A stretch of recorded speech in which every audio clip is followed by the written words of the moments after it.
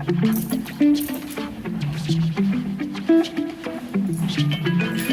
Matchmaker. The Brill Room clock struck 11 with the respectful unobtrusiveness of one whose mission in life is to be ignored. When the flight of time should really have rendered abstinence and migration imperative, the lighting apparatus would signal the fact in the usual way. 6 minutes later, Clovis approached the supper table in the blessed expectancy of one who has dined sketchily and long ago. "I'm starving," he announced, making an effort to sit down gracefully and read the menu at the same time. "So I gathered," said his host, "from the fact that you're nearly punctual. I ought to have told you that I'm a food reformer. I've ordered 2 bowls of bread and milk and some health biscuits. I hope you don't mind." Clovis pretended afterwards that he didn't go quite above the collar line for the fraction of a second. "All the same," he said, "you ought not to joke about such things. There really are such people. I've known people who have met them. To think of all the adorable things there are to eat in the world and then to go through life munching sawdust and being proud of it. They are like the flagellants of the Middle Ages who went about mortifying themselves." "They had some excuse," said Clovis. "They did it to save their immortal souls, didn't they?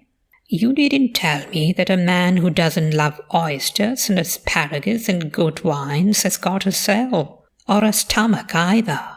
He's simply got the instinct for being unhappy, highly developed." Clovis relapsed for a few golden moments into tender intimacies with a succession of rapidly disappearing oysters. "I think oysters are more beautiful than any religion," he resumed presently. "They not only forgive our unkindness to them, they justify it. They incite us to go on being perfectly horrid to them. Once they arrive at the supper table, they seem to enter thoroughly into the spirit of the thing. There is nothing in Christianity or Buddhism that quite matches the sympathetic unselfishness of an oyster. Do you like my new waistcoat? I'm wearing it for the first time tonight." "It looks like a great many others you had lately, only worse. New dinner waistcoats are becoming a habit with you." "They say one always pays for the excesses of one's youth. Mercifully, that isn't true about one's clothes. My mother is thinking of getting married."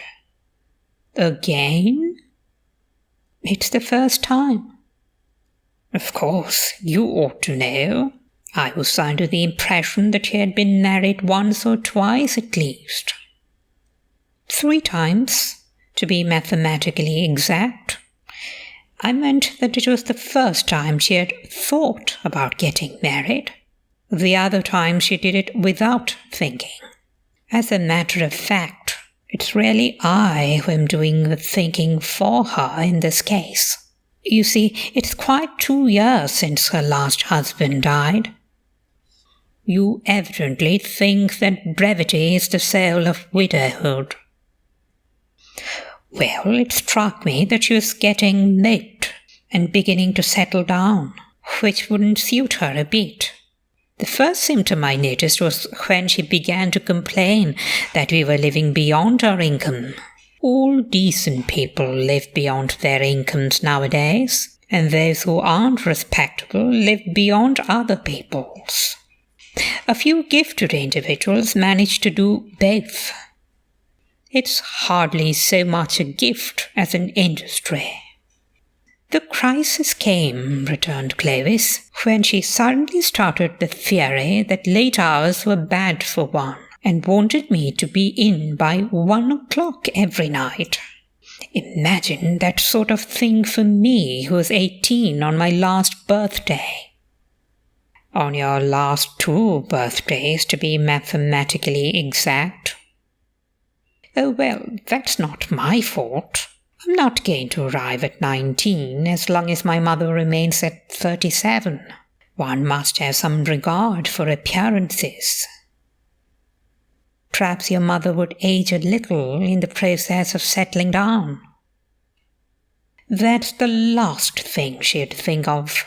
Feminine reformations always start in on the failings of other people. That's why I was so keen on the husband idea. Did you go so far as to select the gentleman, or did you merely throw out a general idea and trust to the force of suggestion? If one wants a thing done in a hurry, one must see to it oneself. I found a military Johnny hanging round on a loose end at the club and took him home to lunch once or twice. He had spent most of his life on the frontier, building roads and relieving famines and minimizing earthquakes and all that sort of thing one does do on frontiers. He could talk sense to a peevish cobra in 15 native languages, and probably knew what to do if you found a rogue elephant on your croquet lawn. But he was shy and different with women. I told my mother privately that he was an absolute woman-hater. So, of course, she laid herself out to flirt all she knew, which isn't a little. And was the gentleman responsive? I hear he told someone at the club that he was looking out for a colonial job, with plenty of hard work, for a young friend of his. So I gather he has some idea of marrying into the family. You seem destined to be the victim of the Reformation, after all. Clovis wiped the trace of Turkish coffee and the beginnings of a smile from his lips, and slowly lowered his dexter eyelid, which, being interpreted, probably meant, I don't think.